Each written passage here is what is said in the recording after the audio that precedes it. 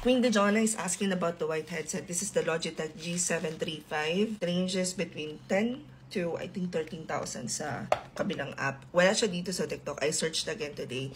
But here's a sample recording ng isa sa mga mock interview namin kung saan, ito alam na alam ng mga mentees ko to, kapag kami meeting ako or alam nung si VA Chukoy na ako ay nasa training, bigla siyang bumabatok. So pakinggan niyo tong video na to. First part natin, mock interview. Tatanungin kita ng typical interview questions.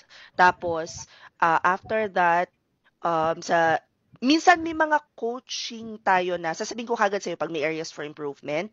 Kapag wala naman, dire-diretso tayo. Next part ay re-reviewin natin lahat ng sinabit mo sa sa application book mismo. Tapos, although dito sa second part, Beb, syempre alam na naman ni VA Chukoy na may meeting ako. Kinig mo ba siya? Sorry na. Naririnig siya? Okay lang naman. Ay, hindi naman po. Hindi masyado. Okay, Diyos ko Lord, nakakahiya tong asong to. Okay. So, pagka sa second part, gusto ko kung saan kang pinakang confident.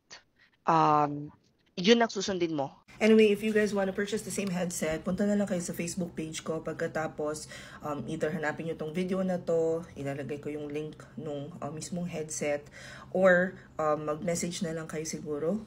Sabihin nyo kung paano mabili yung headset para ma-check nyo rin siya. Super comfortable. Ang versatile niya kasi ginagamit ko rin to pagka may mga flights, may biyahe, ganyan. Kasi super soft nito. Okay din yung sound, maganda rin. And mapapansin nyo naman sa video, yung noise cancelling niya is perfect. If you're looking for an alternative na mura, I would recommend still ang aking maswerteng Logitech H370. Nasa 1.3 lang to guys. And USB na rin yung kanyang pang-charge. Ito yung pinakang important. Pang-charge? Pang-saksak. Ito yung pinakang importante guys. No matter what you buy, huwag kayong bibili ng jack. Pag bibili kayo, kailangan USB. Ito, available to dito sa Yellow Basket. So, ililink ko na lang siya. Hope this helps. Comment any questions you guys have about working from home. Follow for more work from home chismis. Bye!